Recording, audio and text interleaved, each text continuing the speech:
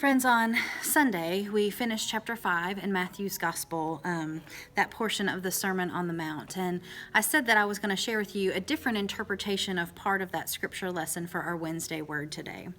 We're going to begin reading at Matthew 5, verse 38. You have heard that it was said, an eye for an eye and a tooth for a tooth. But I say to you, do not resist an evildoer. But if anyone strikes you on the right cheek, turn the other also. And if anyone wants to sue you and take your coat, give your cloak as well. And if anyone forces you to go 1 mile, go also a 2nd mile. Give to everyone who begs from you, and do not refuse anyone who wants to borrow from you. Usually when we read this passage, we think about the way that Jesus is trying to teach us to be kind and gentle and extending ourselves as Christians. Turn the other cheek, give another chance. Don't resist evil, be passive, just sort of let things happen. Go the 2nd mile, extend yourself. These are kind, gentle ways for us to be as Christians. But several years ago, I found this book, Jesus and Nonviolence, A Third Way by Walter Wink.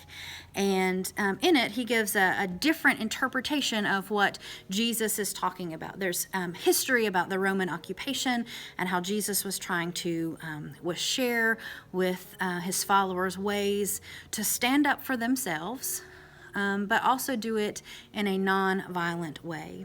Wink was an ordained United Methodist minister and theological seminary professor who died in 2012. But I want to share with you just one aspect of this alternate view.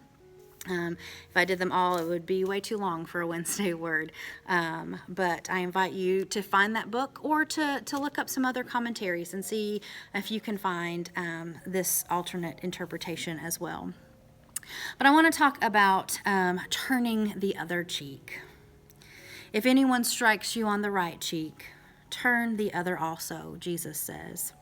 People in ancient times did not initiate action with their left hand, since the left hand was considered unclean. If they were going to strike someone, they would do it with their right hand. Now, if you think about this, how is someone going to hook someone on their right cheek? You can sort of try to do it yourself, on yourself. It can't be done. It's impossible. It cannot be done. The only way to strike a person on their right cheek is by backhanding them, which is an expression of insult and dominance. In the first century, the people who were most likely to be backhanded were slaves, women, children, and people who were considered lesser somehow than their Roman overlords. And so when Jesus says, if someone strikes you on your right cheek, turn the other also, he's not telling them to be hit again. Quite the contrary. If someone backhands you on your right cheek, he says to lift your head back up, to turn your cheek and expose the left one as well. Wink says this is Jesus saying that you have dignity as a human being. Don't let someone take that from you. Stand there with your head held high. Make them punch you like an equal. That way you are defining your own self, not letting someone else define you as lesser. And this is how to resist evil non-violently. Wink continues with if someone sues you for your coat, give your cloak as well, talking about embarrassing folks who are over you. And he talks about going 1 mile and going the 2nd, breaking or forcing the Roman occupiers to break their own laws.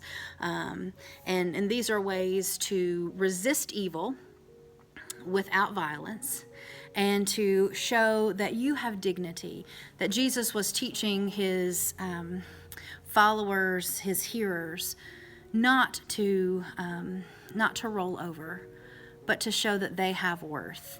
And so I invite you to read through that again and maybe pick up Walter Wink's book. Maybe try to do a little research and find some other interpretations of these scriptures. But I found it very interesting to look at these words, not as Jesus teaching us to be kind and gentle, but Jesus teaching us how to resist evil and injustice and oppression in this world in whatever forms they come in a non-violent way. Happy Wednesday.